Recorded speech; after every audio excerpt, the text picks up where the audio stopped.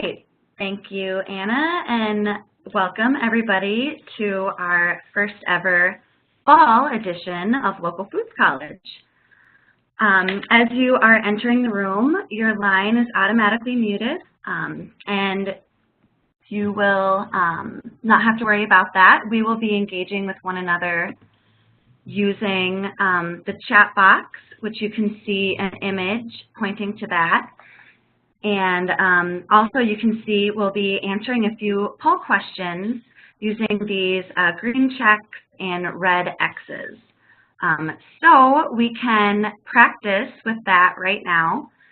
If you're able to hear me and if you're able to find that green check mark in the bottom right corner of your screen, you can let me know that you're able to hear me. That would be awesome. And of course, if you're not able to hear me, you wouldn't hear me asking, but you can see on the screen, hopefully, if anyone's not able to hear. I will welcome Anna Peterson, who is with Extension and providing our technical support tonight. So if you are having any issues, you can connect and chat with Anna. And I am Noel Harden, who also works with Extension, and I'm excited to be your host this evening. All right, and I will leave this slide up for a minute for folks who might not be able to hear, but here are some troubleshooting steps. Not seeing any red X's, so hopefully everybody is good with that. All right, so next we'd love to hear where folks are from this evening. So I'll click through a few slides that will show first kind of the world, and then we'll zoom into Minnesota. But you can look up on the very top left-hand corner of the screen. There is this pointer arrow. So find that icon and click on it. And now I'd like folks to say, show us where you are in the world. Awesome. Amber, thanks Amber, thanks Don, thanks Cecilia, Annie. Awesome, just fun to see. So we do occasionally get some folks from outside of Minnesota and even outside of the US. All right, and this is the same thing. You can click on where you are, a little bit more zoomed in. And then finally, since I'm sure most of us are from Minnesota, if not all of us, show us where you're at in our great state.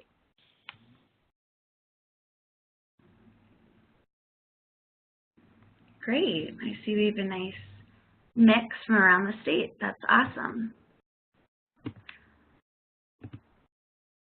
All right, so in case you didn't know, this is our 7th year of doing Local Foods College. The program is out of the U of M Extension. Linda Kingery, the Northwest Regional Sustainable Development Partnership, is the lead organizer. We have collaborators from across Extension. This lasts for 5 weeks. You can tune in live at home or join with others, or watch the recordings of Local Foods College on YouTube. Local Foods College supports farmers, the local food system, gardeners, and anyone who wants to produce food for themselves. The online format allows us to efficiently reach a wide geography, as we all just demonstrated. So the plan for this evening, as I pointed out, you can use the chat function here in WebEx to ask questions, and we will keep everybody and their dogs and babies muted tonight. The sessions are all recorded, thanks to Anna, and posted to our Local Foods College website. Please be patient with the technology, especially since this is our first session of the season. It's normal to have a few bugs, and we are happy to engage with you. Again, Anna Peterson is handling our tech for tonight, and you can send her a chat message directly or out to the whole group. At the end, you'll be sent a link through your email to evaluate the session, and that's super helpful for us to plan, so we appreciate you doing that. And we will end tonight promptly at 7. So with no further ado, I am thrilled to bring To Till or Not to Till, Tips for Fall Soil Prep for Vegetables with Annie Klodd, U of M Extension Educator. Annie is an educator for fruit and vegetable production here at the U of M. She grew up on a vineyard in Iowa and joined Extension in January 2018 after working for Penn State Extension. She provides educational opportunities to farmers around the state who grow fruits and vegetables, as well as advising home gardeners and community organizations. Her focus areas include pest and weed management tactics, optimizing production practices, and cover cropping.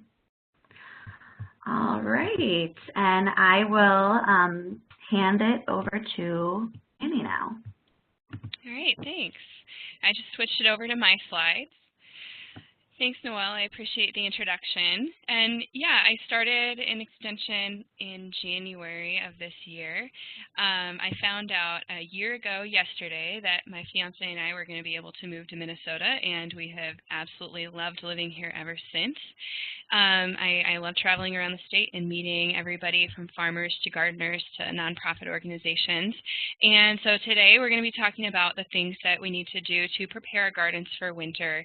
And I put kind of a subtitle on the official title to this presentation, Putting Your Soil to Bed for the Winter, because I always think of this as the time to get your soil how you want it to be when you take the covers off, so to speak, in the spring. And once I figure out how to shuffle through the slides. If any of you listening have read any of the articles that I've done for the Yard and Garden newsletter, you might notice that I really like making to-do lists. I think it's a great way to think about gardening. So at this point in the season, here's some of the things that we've got on our to-do list. The first is to clean up any plant matter on the soil, dispose of diseased plants and not keep them out in the field. Do a soil test to figure out, okay, how much did plants take up this year? Are there any issues with my soil that I need to amend? Amending the soil based on that soil test, managing weeds, and deciding whether or not you want to plant a cover crop. Some of the decisions that we have to make in order to complete this to-do list, the first is, should you till your soil at this point in the season, or should you not till it and just leave it be? If there are amendments that needed to be added to the soil, what should you add, whether it be compost, manure, or granular fertilizer, and how should you add those? Do we want to cover the garden with something at the end of the season like a straw or like leaves, or should we leave it bare? And then do you want to try planting a cover crop? So at this point, before we go any further, I want to get to know you guys a little bit better. So we're going to use that green check and the red X that we used before. And if you wouldn't mind, please telling me if you currently have a vegetable garden. Yes or no? And I will participate as well. All right, so almost everybody here has a vegetable garden. And Noelle, if you wouldn't mind clearing those results. Actually, I have the ability to clear them too, so I'll go ahead and do that. I have another question. All right, so the second question is, does anyone here currently grow vegetables to sell? Yes or no?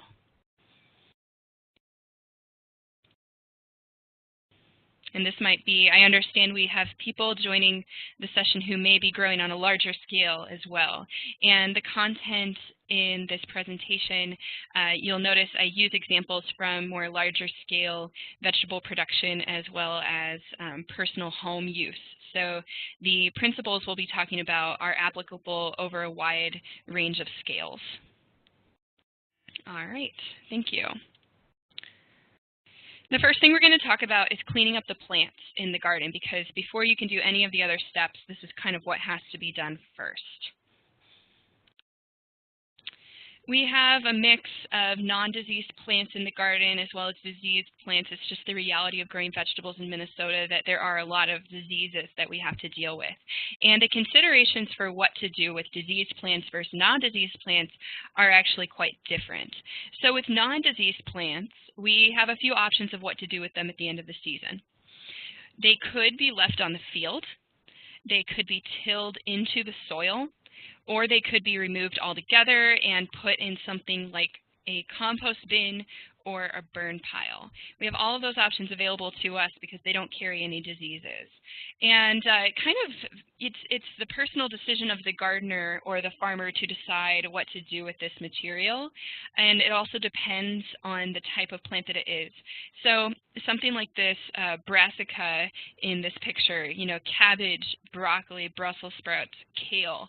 These are very large fibrous plants with stalks, with woody stalks.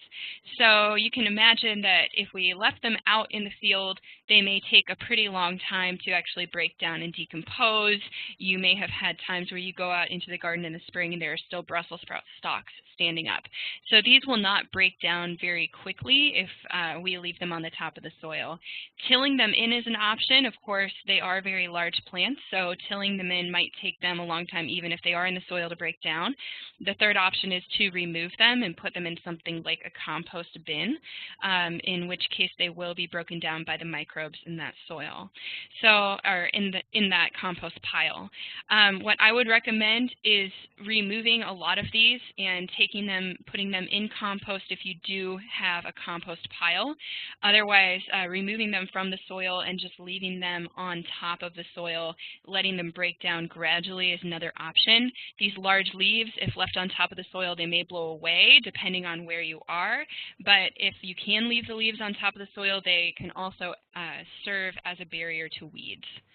I see we have somebody in the chat box. Okay, yeah, Noelle is just saying in the chat box, feel free to send your questions here and she'll share them with me during the presentation.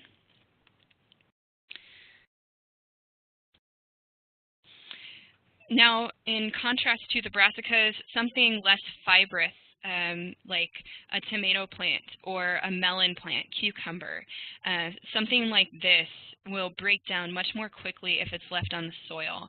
So in these cases, what I recommend doing is leaving those on the soil if you don't want to compost, and you can actually just till or shovel them into the soil. They'll add a nice amount of organic matter to the soil as long as they're not diseased. In this picture, you'll also see there are a lot of melons. And so we have different considerations with fruit. It's a good idea to either break those up with a shovel or removing them from the garden, letting them decompose on the side a little bit, and then you could add those back into the soil as extra carbon and nutrient sources. But those are going to be pretty big if you just leave them on the soil surface. So again, this is another example with pumpkins. With a large fruit like this, I would recommend chopping it and then incorporating it into the soil or removing it altogether into a compost bin. Now, so those are easy. We have a lot of choices available to us, but there are special considerations to take for diseased plants. It's really important with diseased plants to remove them from the garden or the field if it is practically possible. And of course, this gets more difficult once we're talking about larger fields or larger gardens where we get above, a quarter of an acre, and it seems like a more overwhelming task to actually move all of that plant matter out. But the best thing that we can do to prevent diseases from happening again next year is to remove that diseased material, that fungal inoculum where the diseases live, remove that from the garden or the field. And if it's not possible to remove it, it is an option to bury it deeply in the soil. The challenge with that is you want to get it buried at least a foot deep so that that disease inoculum is not sitting right on the soil ready to attack whatever plants we put in there next year. If you remove it from the field, composting it is an option. The issue with composting is really great for killing off disease microbes, but it can only do this if the compost gets to a certain heat and for a certain duration. If the compost pile cannot be heated to a certain temperature, it may not actually work to degrade those diseases that are causing the problem. If your community offers municipal pickup of yard and garden waste, your municipality will likely take it to a facility where they can compost it, and that is a good way to get that disease material out of your garden and out of your property. Another option that you can do, which I do recommend in many cases, is having a burn pile where you can burn that diseased material, because keeping that at a high temperature for a long time, such as in a campfire, bonfire scenario, will effectively kill off that diseased material. So the best thing that we can do is get it out of the property. I really don't recommend tilling it into the garden unless that really is the only practical option for you. This is one example of diseased material. These are tomato plants that were removed from a garden, and they did have some blight bacterial symptoms on them. So they were removed from the garden and will be burned. These are examples, I'm sure, very familiar to many of us, of tomato plants that have disease symptoms. So you can see this is how they look this morning. You know, these tomato plants had early blight, and now that has really degraded on the plant, but that inoculum is getting back into the soil the longer that plant is left out in the field. And again, here's a close-up of some of those early blight symptoms on the leaves, and those microbes are getting back into the soil until we can take that plant out and remove it. A bit more about composting diseased plants. Before I go further, I have another poll question. Do you have a compost pile on your property that you use for your garden?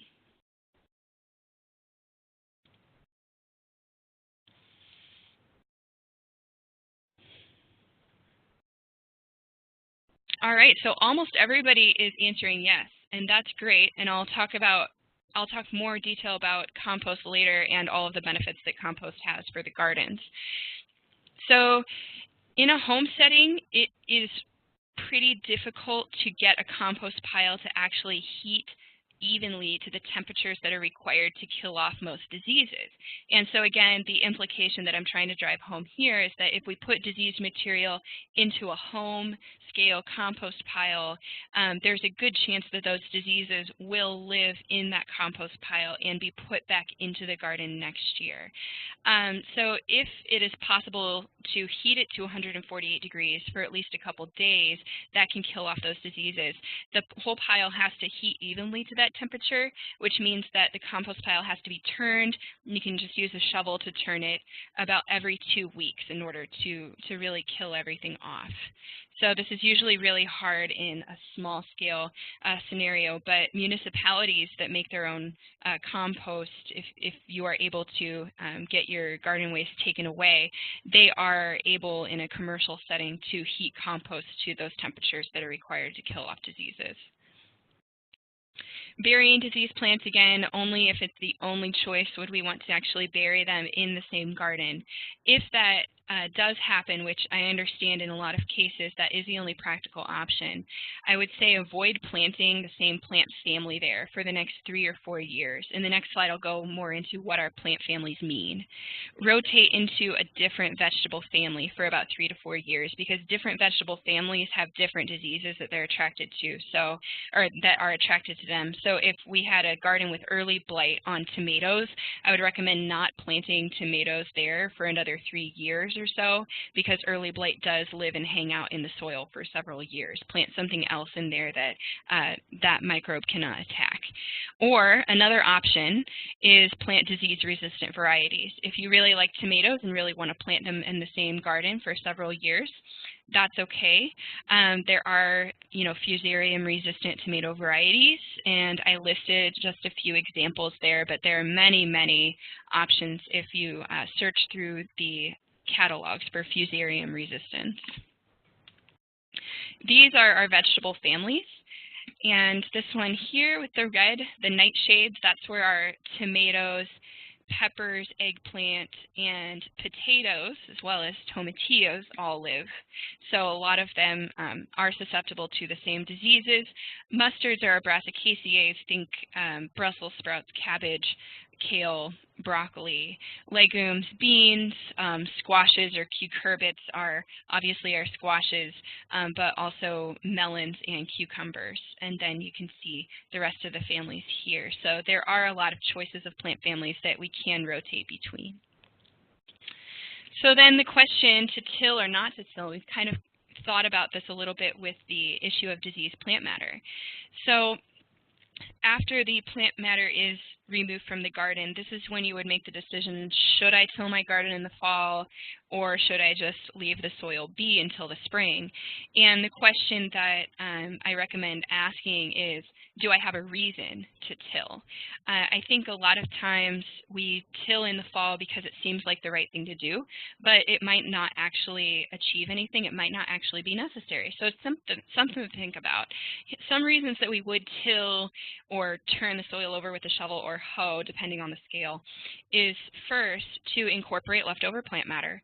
So if you've got a lot of that healthy plant matter that you want to incorporate and put that organic matter back into the soil, that would be a reason to till.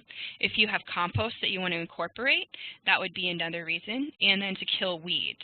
So there are winter annual weeds that I'll go more into later, where tilling them in the fall can kill them off, and then we don't have to deal with them so much in the spring. But a few reasons why you might consider not tilling are maybe your soil is good, you don't feel like you need to add compost to the soil this year, and if you're not actually incorporating anything into your soil in the fall, you might not have a reason to till. Tilling does disturb the soil structure.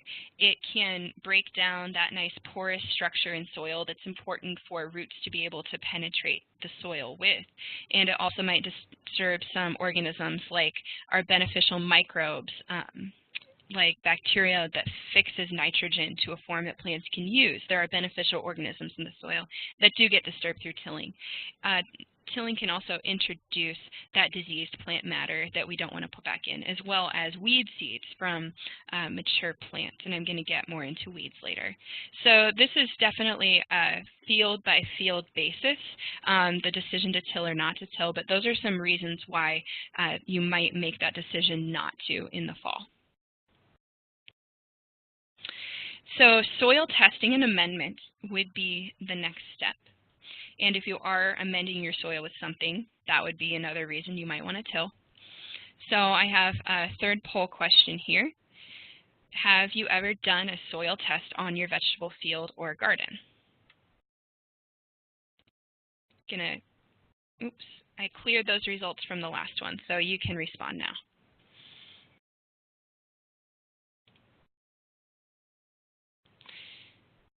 Okay, and we're getting about half and half. Looks like 6 say that they have done a soil test before and 4 say no.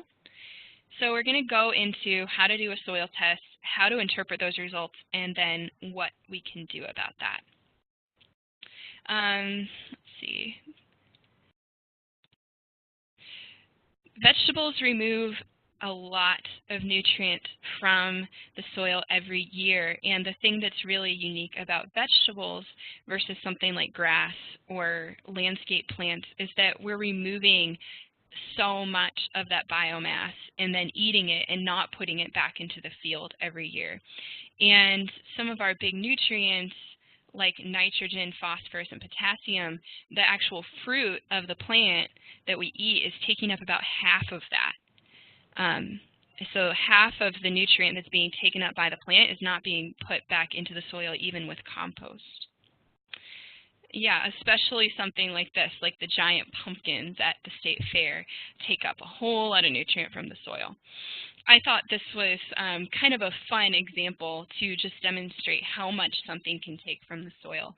So I did this earlier and I thought it was interesting. I wanted to know, all right, how much potassium did this pumpkin use? This is one of the champion pumpkins from the state fair this year in the youth competition. It weighed 674.5 pounds. So according to the University of Illinois, farmers can produce about 20,000 pounds of pumpkins per acre. And this equates to using about 125 pounds of potassium per acre every year that's being taken out with a pumpkin harvest. What that means is that 100 pounds of pumpkins uses about 0.3 pounds of potassium. So this pumpkin here is using 4.21 pounds of potassium, just pure potassium. And it might not sound like a lot, but that's just one element. The major three nutrients that vegetables use are nitrogen, phosphorus, and potassium, but there are others that are really important too, like calcium and magnesium. So if the soil doesn't have enough of these, we may see some negative results, but these results might not be evident at the beginning of the season and might just rear their heads in the middle of the season when we don't get the results that we would want. These are cucumber leaves on the left, and you can see in the margins there's some lightening of the leaves. This is very, very common in cucumber plants in the middle of the season after they've started producing fruit especially. What this is they're expressing that they're not able to take up as much potassium as they would like. It's probably because they're putting so much potassium into the fruit, so it's becoming a limited resource. Over here with this tomato, this is called green shoulder or yellow shoulder. This is a potassium deficiency as well. And sometimes it could mean that there's not enough potassium in the soil. Other times it could mean that the plant is just having trouble taking up the potassium from the soil that it needs. But potassium is very commonly limited in tomato production. If we have high heat, as a side note, if we have high heat, that can also impact the ability of tomato plants to take up all the potassium that they need. But in a situation like this, the fruit will not continue to ripen, and it will just stay like this. In a marketing setting, something like this would not be very marketable. This pepper is expressing a calcium deficiency. This is called blossom end rot. Again, this might be something where there's not enough calcium in the soil. It also might be a situation where there's enough calcium in the soil, but the plant is not able to take up all the calcium that it needs because it is not able to get enough water from the soil. There's some kind of imbalance that's making that happen. So in order to figure out if it is a soil issue that's causing these problems, or maybe you don't even see any problems expressed in the fruit, but you want to know, do I need to replace these nutrients in the soil, is to take a soil test. And this is really the only way that we can definitively know how the nutrition, pH, and organic matter is in the soil. To take a soil test, it's pretty easy. I recommend taking 5 trowelfuls of soil from throughout your garden. So if you have 3 different gardens or 3 different fields, I do recommend taking a separate set of soil samples for each of those areas and submitting them separately, because depending on what you are growing, depending on the environment of those 3 sites, they can vary quite a bit, even within a yard. So within one garden, take 5 trowelfuls throughout the area, and they should include soil from about 0 to 6 inches deep. You're going to take a bucket and mix those together, and then out of that major sample, take out about 1 pint, displayed here. You can use an old food container. A plastic or paper bag would also work as well. Make sure it's sealed well, put that in a box, and send it to the University of Minnesota Soils Lab. For a home setting, it costs about $17 to do a vegetable garden sample. For a horticultural, more small farm or commercial setting, it's going to be more about $25, just because you often want to measure a couple more things. But how to do this is you can just go to the Soil Testing Laboratory web page. This is the URL for it, and here's what the web page looks like. And then you're going to click on Testing Services, and you can either select horticultural or lawn and garden. It'll be in a drop-down. So this is what the lawn and garden page will look like. And it will give details on this page about where to submit it and review actually how to take a sample there. When you get your soil test report back, this is what it will look like.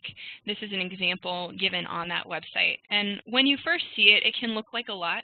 So I'm going to break that down real quick.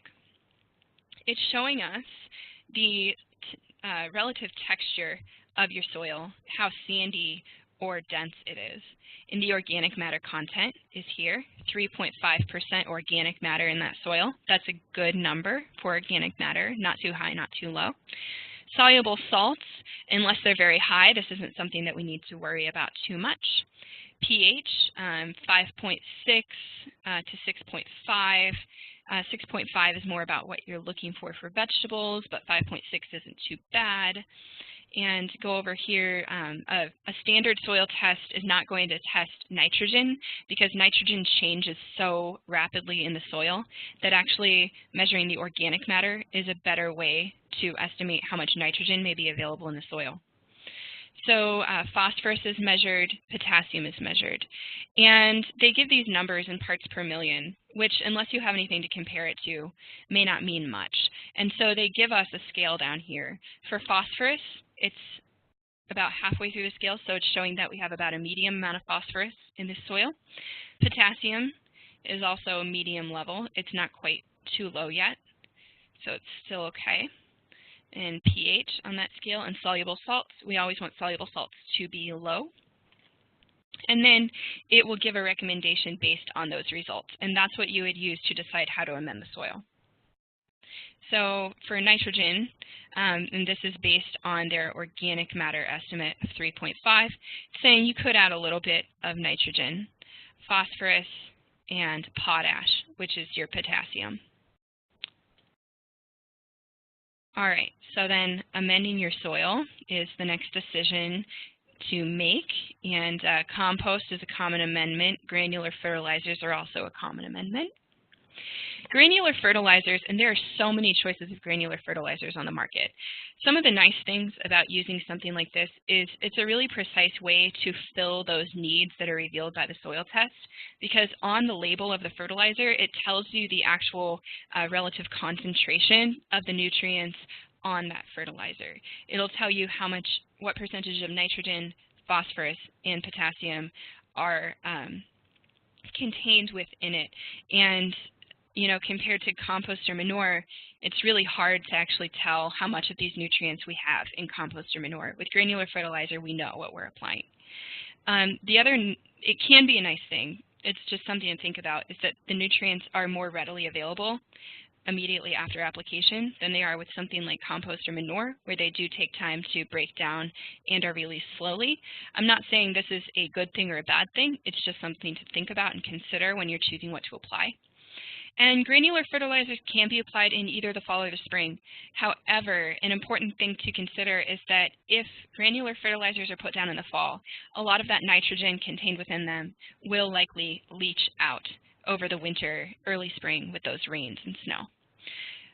Phosphorus and potassium are a lot more safe to apply in the fall.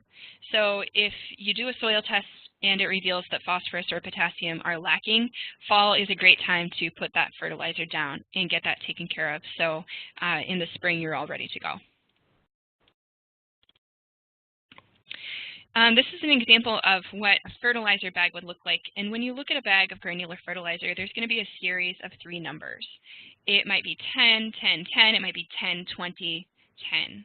What that is the concentration of nitrogen, phosphorus, and potassium. So the first one is N, P, and K.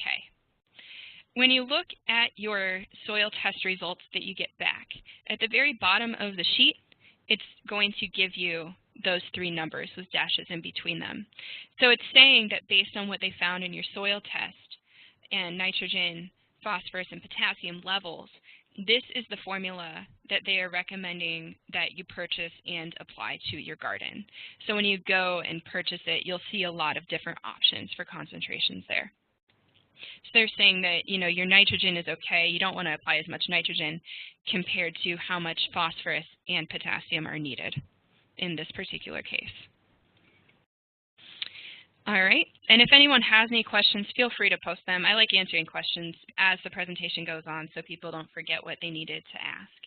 With compost, there's municipal compost that a lot of cities do make available. They can be bought at bulk garden companies as well. Homemade compost is great. It's a great way to use up kitchen waste and yard waste. Store-bought compost is a lot more expensive, but it's also an option, and sometimes on the bag they do have an estimation of what the concentration of nutrients is in there. Compost can be spread either on top of the garden or it can be incorporated in. I do recommend, if possible, incorporating compost into the soil in the fall, because if it's incorporated, then the microbes in the soil that are needed to break down nitrogen and make it available can act on that a lot more quickly. It also makes it so that it's improving the soil structure of the whole soil, not just the top. And it is actually difficult to just plant directly into only compost. So incorporating it is a great idea. The pros of using compost are that they not only add nutrients, they also add really important soil structure to your garden and add organic matter. Both of these are really vital to plant health, especially if the soil has a high clay content. Adding some of that organic matter can really help improve the structure that plant roots need to spread and grow and take up nutrients. Some of the not so great things that can happen when using compost, just some things to think about, is that, like I was saying before, homemade compost, it can be hard to get that up to the temperatures that they need to kill off diseases as well as weed seeds. So if mature weeds that have seeds are put into a compost pile in a home setting, there's a good chance that those weed seeds are not going to be destroyed by the compost and they're going to be reapplied to the garden. It's also hard to know the nutrient and organic matter quality of compost. So I'm definitely not trying to recommend not using compost, just saying some things to consider. Compost releases nutrients gradually, so the effect is not going to be immediate. And especially with nitrogen, almost all of the nitrogen that's in compost is still in the organic form. When nitrogen is in an organic form, this can't yet be used by plants. It needs to be broken down and decomposed by microbes in the soil before it becomes fully available for vegetables.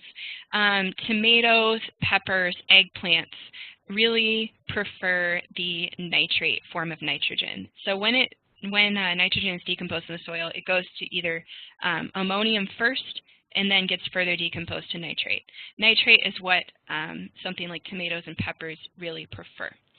So this is not going to happen overnight. It takes a few weeks or a few months, depending on what soil you have, for that compost to decompose to the point where plants can use it. This isn't necessarily a bad thing, because if we apply compost to the soil in the fall, that nitrogen is not going to just leach out of the soil. It's going to stay bound in that soil and be used next year by your plants. In the first year, about 70 to 80% of phosphorus is available. So if you put compost in now, about 70 to 80% of that phosphorus in that compost will be available in the spring. 80 to 90% of potassium will be available in the first year. And nitrogen is really variable.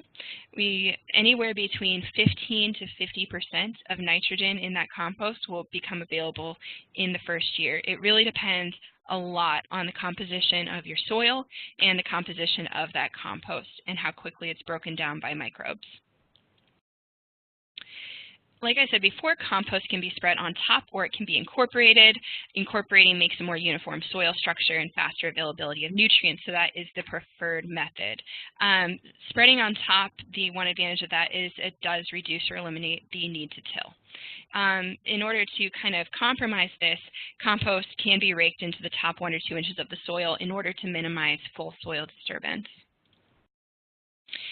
Compost quality testing, as far as the composition of nutrients that can be tested, it is very expensive. So for somebody who might have a larger vegetable operation, and if you are selling your vegetables, you might want to test the quality of the compost that you are producing for carbon, nitrogen, phosphorus, and potassium. But on a home scale, this is not something I would recommend because it is very costly. Is anyone here applying manure to your garden or a vegetable field?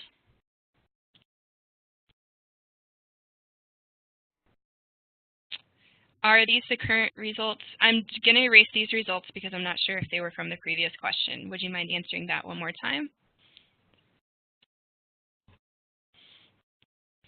All right, so we do have a few people here applying manure to the garden. So just a few things to consider real quick. I won't spend a lot of time on this, but composted or aged manure is, when it says best on there, I mean safer.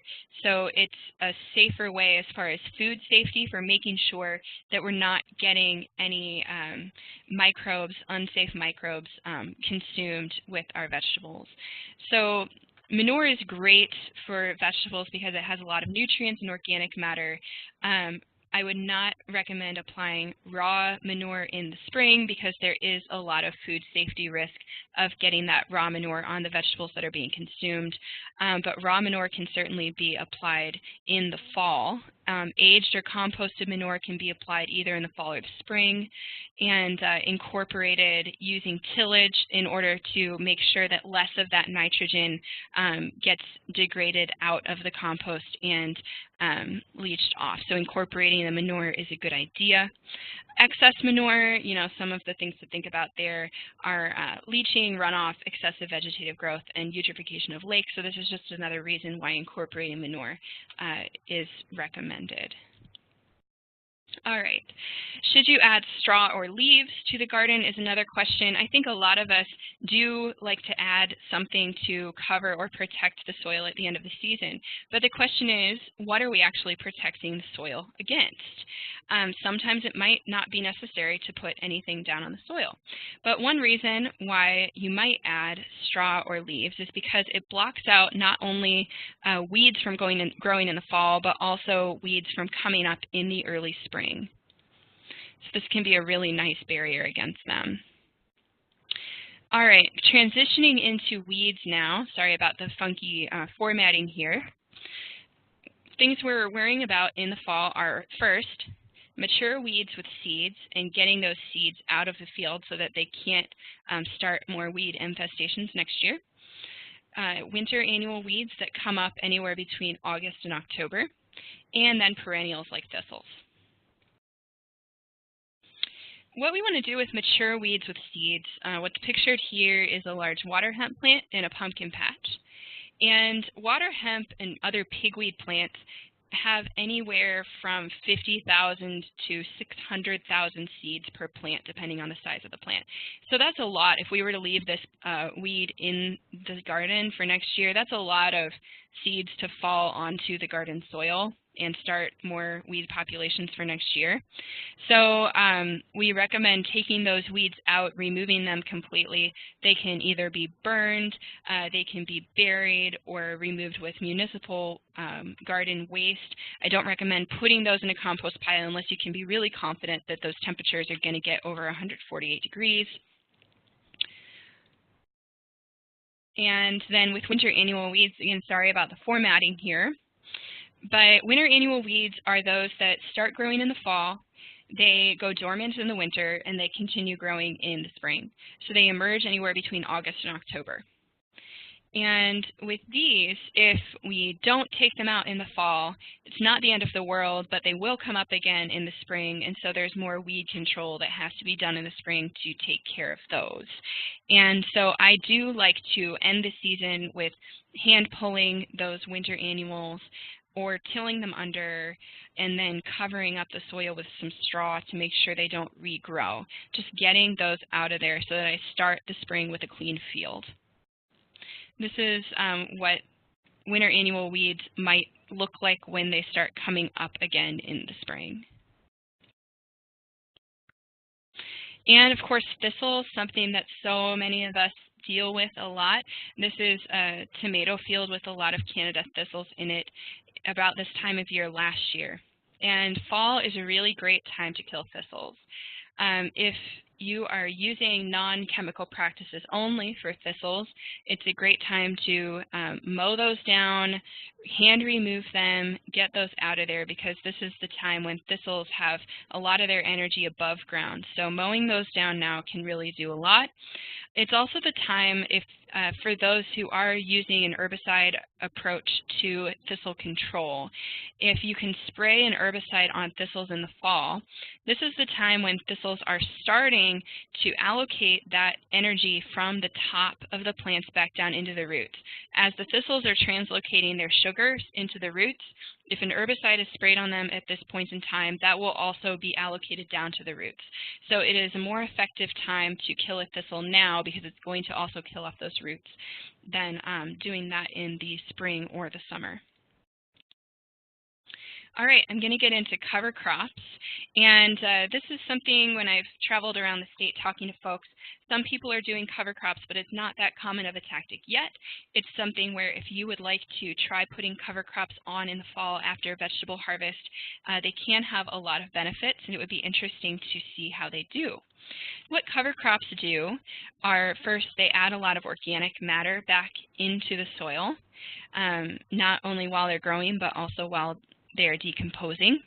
They can improve the soil structure by adding more aeration to the soil, and that organic matter also does a lot to improve soil structure. Some of them are nitrogen fixing, like clover or pea, and can add nitrogen to the soil.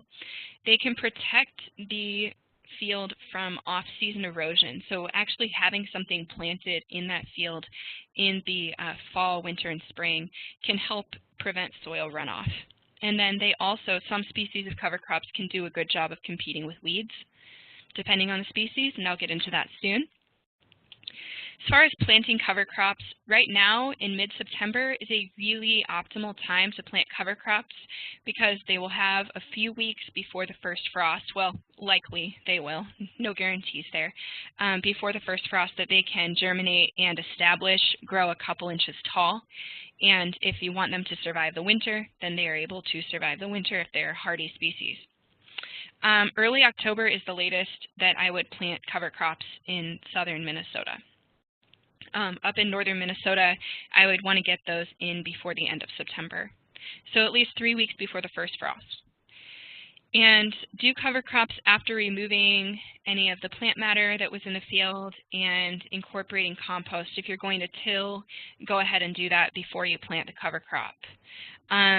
So to plant a cover crop, usually all you need to do is rake about the top 1 inch of the soil and then just sprinkle that seed on top, water it in a little bit. Most cover crop species do not need to be planted individual seeds in rows. They can just be broadcast, typically. This is what cover crops in my garden at home looked like about 3 days after I planted them. So a lot of these seeds are bred to come up pretty quickly because the breeders know that we're really in crunch time when we're planting cover crops, so they can germinate within a few days.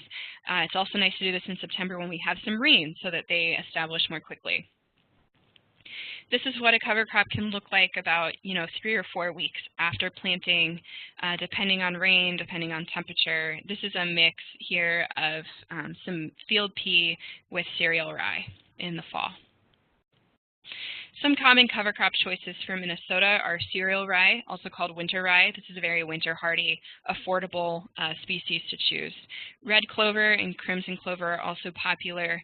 Austrian winter pea, a legume that will add some nice nitrogen to the soil, and then forage radish, which is also called tillage radish, and that is one that I will explain in a minute. That's a really cool cover crop. Cereal rye or winter rye overwinters well in most of Minnesota. It's very winter hardy. It adds a large amount of organic matter to the soil. So it will start growing a few inches in the fall, and then it can grow up to, between 1 foot and 3 feet in the spring, depending on when our spring starts and how long it has to grow before you till it under or mow it off to plant vegetables. It does take up a lot of nitrogen from the soil. If you have a high nitrogen soil, this can be a good thing. If you don't have a high nitrogen soil, that's something to consider with cereal rye, especially if you are mowing it off and then removing it from the soil. It does take out a lot of N, but if you plan to put it back in the soil, that can be a good thing. You have a lot of organic matter. Rye is one of the standouts for competing with weeds. There have been numerous studies all over the country comparing how cover crops compete with weeds, and rye is always a standout option for that because it grows so quickly and densely, creates a canopy that shades them out, and then that high biomass just competes for nutrients. It's also relatively affordable compared to some other options. Red clover is a legume that overwinters. It's a good nitrogen fixer, and it adds a lot of organic matter to that soil with thick root systems. If you are looking for something that does not overwinter, crimson clover is a good option for that. I have talked to gardeners who don't want an overwintering cover crop. They want something that's killed off by the frost. Crimson clover is typically not hardy in Minnesota, so that would be a choice if you just want something to cover the soil in the fall and then die off. It's a nitrogen fixer. Again, it adds good organic matter to the soil. Austrian winter pea, also called field pea, is another legume option. This is not a choice for weed suppression. The canopy density is just not high enough to compete with weeds, but it does fix nitrogen in the soil, and it's usually winter hardy in a lot of Minnesota. Tillage radish, also called forage radish, this is what they look like. So it looks like a daikon radish, and what I would select this one for is someone who has compacted soil. Maybe it's a newly established field that was turf before. Maybe it's a field or garden that has been tilled year after year, and it really needs some aeration in that soil. This is a good option for that. It is not winter hardy in Minnesota, so that means if it's planted this time of year or earlier is what I would recommend. It will be killed off, and you'll have that organic matter there in the spring that will then decompose and enter the soil. Buckwheat is a great option for a short time span cover crop. It has about a 1 month, maybe up to 6 week lifespan. So this is a great option if, let's say, at the beginning or mid-September, you're done with tomatoes. You don't want to harvest any more tomatoes. You can take those tomato plants out, plant something like buckwheat to cover the soil for the rest of the fall, to compete with weeds, prevent erosion on the soil, but then you don't want to worry about it in the spring. It will die off with the first frost, and especially if you till it or mow it off at the end of its lifespan. So it's a good quick fall cover. It's not for overwintering. It competes really well with weeds because it establishes so quickly. As far as killing the cover crop, a few ways that a cover crop can be terminated. First is with mowing or with cutting. The second option is to till it under, such as in the picture here. Something like a cereal rye that's very, very tall and has a lot of mass is really hard to till under just because there's so much mass to it. And if you till something like that under in the spring, it's going to take weeks for that to decompose enough to actually plant something into it. So if you are tilling under a cover crop, something shorter like a daikon radish or a clover or pea is a better candidate for that. They can be killed by spraying certain herbicides, but it's really important to be careful here if you are going to be planting a vegetable shortly after the cover crop is terminated, to make sure on the label that that's an herbicide that can be applied before vegetables, because a lot of herbicides will obviously affect vegetable survival and productivity. So be very careful with that. Cover crops can also just be naturally killed by the winter, and this is what some growers and gardeners do prefer. All right, so I'm ending the presentation about here. So this is just, a really interesting situation that I wanted to show you guys. I was working at Penn State Extension before coming here to University of Minnesota, and this was a field that I saw in Pennsylvania where weed control had not happened at all during the season. So it was a tomato field, and the tomatoes were not harvested because the field was not taken care of, so they just kind of gave up on it. And it's a situation where at this point in the season, it would be tough to be realistic to actually get all of these weeds out of the field and to get all of those tomatoes out. So I'm guessing what they did in this situation was they ended up tilling everything under. But, in a garden setting, I would really recommend not having this situation happen in the first place, doing some weed control or putting down some mulch throughout the season to make sure the weeds cannot get to this point where they're so big that it's just not realistic to hand pull them and get all those seeds out of the field. All right, and this is just another note about composting at home, since a lot of folks are composting at home, which is great.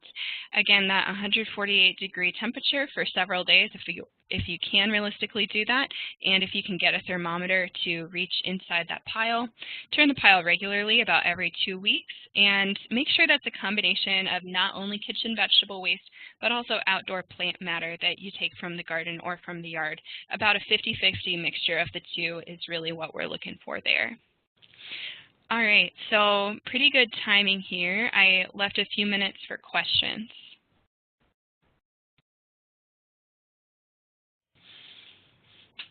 Anything else that you guys are wondering about as far as end of season garden tasks? Well, I might ask one as people are thinking of their own to type into the chat box. What about compost teas? I've never done that, but I've heard of farmers that have made those. Sure. You won't harm the garden by using a compost tea, but the thing that's so great about whole compost is that it adds organic matter to the soil. That organic matter really improves the soil structure. Applying a compost tea is just the liquid, so you're losing that benefit when you apply a compost tea. And either way, you're putting those nutrients into the soil. So I'm really a proponent of using the whole compost myself.